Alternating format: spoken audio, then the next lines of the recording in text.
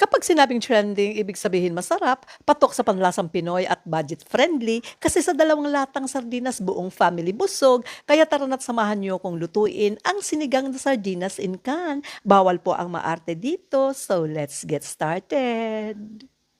Sa isang malalim na kawali, magisan ng sibuyas at kamatis, timplahan ng asin.